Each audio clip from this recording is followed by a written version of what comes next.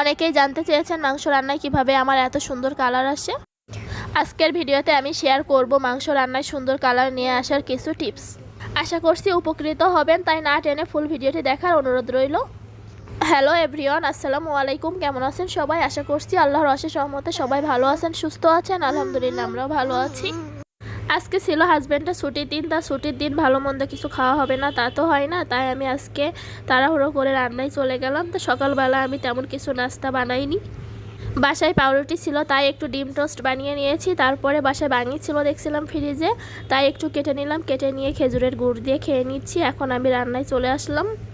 গরুর মাংস রান্না করব, এজন্য প্রথমে আমি কড়াইতে তেল দিয়ে দিয়েছি, দিয়ে এখানে কিছু গরম মশলা দিয়ে দিলাম, দারচিনি, এলাচ, তেজপাতা এগুলোই দিয়েছি। তারপরে আমি কিছু পেঁয়াজ কুচি দিয়ে দিয়েছি, পেঁয়াজটা একটু ভালোভাবে ভেজে নিচ্ছি। আর ওই পাশে প্রেসার কুকারে কিন্তু আমি ডাল সিদ্ধ দিয়েছি, ডাল রান্না করব এজন্য। আর এই যে বাটা মশলাটা, এটা ফ্রিজে ছিল, একটু আগে বের করেছি, এজন্য বরফটা এখনও ছাড়াইনি। তা আমি এখন বাটা মশলা দিয়ে দিচ্ছি। এখানে ছিল আদা রসুন বাটা, জিরা বাটা, শুকনো মরিচ বাটা। তা আমার মাংস রান্নায় কিন্তু একটা সুন্দর কালার আসার এই একটাও কারণ আমি সবসময় বাটা মশলাগুলোই ব্যবহার করি। আমি শুকনো মরিচটা সবসময় বাটাটা দিই, আর সব মশলায় আমি বাটাটা ব্যবহার করি। গুঁড়া মশলা বলতে শুধু হলুদ গুঁড়াটাই আমার দেওয়া হয়। আর এই হলুদ গুঁড়াটা আমার গ্রাম থেকে নিয়ে আসা, এটা কিন্তু সুন্দর কালার আসে, এজন্য তরকারিতে অনেক ভালো কালার আসবে। তা আপনারা সবসময় চেষ্টা করবেন মাংস রান্নার সময় বাটা মশলাটা ব্যবহার করতে, আর সাথে হলুদ গুঁড়াটাও যাতে ভালো হয় সেটাই দেখতে। অনেক সময় দেখা যায় অনেক হলুদতে ভালো রং আসে না, ওইটা দেওয়া যাবে না। তারপরে আমি এখানে মাংসগুলো দিয়ে দিলাম। মাংসটা আগে থেকে ধুয়ে পানি ঝরিয়ে রেখেছিলাম। তো এখন মশলার সাথে ভালোভাবে কষিয়ে নিব একটু সময় নিয়ে। আজকে রান্নাটা কিন্তু আমি প্রেসার কুকারে করব, এজন্য প্রেসার কুকারটা ওইদিকে আমি ডাল সিদ্ধ বসিয়ে দিয়েছি। তো ডালটা রান্না হয়ে গেলে তারপরে আমি মাংসটা দিয়ে দেবো। এর আগে আমি চুলায় একটু কড়াইতে একটু ভালো করে কষিয়ে নিচ্ছি। এই কাজটা কিন্তু আমি প্রেসার কুকারে করি, কিন্তু আজকে ডাল রান্না করছিলাম এজন্য আমি কড়াইতেই দিয়ে দিয়েছি। আর এখানে আলু কেটে নিচ্ছি, মাংসই তো আলু না হলে চলেই না, এজন্য এখানে আমি বড় সড়ো একটা আলু নিয়ে নিয়েছি। তো এটা আমি একটু টুকরো করে নিচ্ছি, গরুর মাংসে দিব এজন্য একটু বড় সাইজ করে কাটবো। গরুর মাংস সিদ্ধ হতে যেহেতু একটু দেরি হয়, এজন্য একটু বড় সাইজের আলু দিলে তাহলে আলুটাও একটু কম গলে যাবে, না হলে গলে একদম ঝোলের সাথে মিশে যায়। আলুটা আমার কেটে নেওয়া হয়ে গিয়েছে, এখন আমি পানি দিয়ে ধুয়ে নিচ্ছি, তাহলে আলুটা আর কালচে কালার হয়ে যাবে না। তো এখন এখানে আমি ধুয়ে বাটিতে তুলে রাখলাম।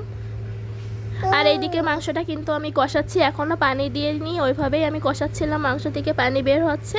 আর ওই মাংসর পানিটা দিয়ে আমি এখানে কষিয়ে নিচ্ছি। মাংস রান্নায় সুন্দর কালার আসার জন্য কিন্তু এটা অনেকাংশে নির্ভর করে, এজন্য মাংসটা একটু ভালোভাবে কষিয়ে নিতে হয়, তাহলে কালারটা অনেক সুন্দর আসে আর তেলটা উপরে ভেসে ওঠে। এখন আমি অল্প করে পানি দিয়ে দিলাম মাংসটা একটু কষানোর জন্য, এখানে একটু সিদ্ধ হবে।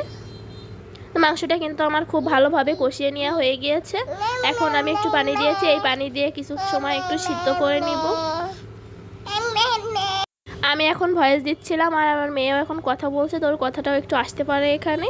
আর আমি ঢাকনা দিয়ে ঢেকে রাখলাম। এই পাশে আমি ডালটা সিদ্ধ করতে দিয়েছিলাম, ডাল সিদ্ধ হয়ে গিয়েছে। এখন আমি এখানে ডাল ঘুটনি দিয়ে ডালটা ভালো করে ঘুটে নিচ্ছি।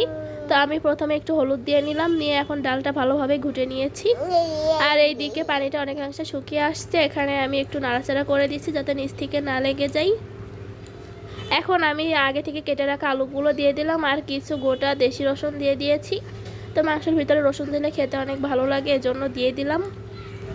আমার মতো কে কে এভাবে মাংসের ভিতরে আস্ত রসুন দেন জানাতে পারেন। তো এখানে পাশের চুলায় আমি ডালটা বাগার দিয়ে নিচ্ছি। এখানে প্রথমে আমি শুকনো মরিচ দিয়ে দিয়েছি 2টা, তারপরে কিছু রসুন কুচি দিয়ে দিলাম। রসুনটা হালকা করে ভেজে নিয়ে এখন আমি কিছু পেঁয়াজ কুচি দিয়ে দিয়েছি, আর কিছুটা পেঁয়াজ রেখে দিলাম পরে সালাদ বানাবো এজন্য।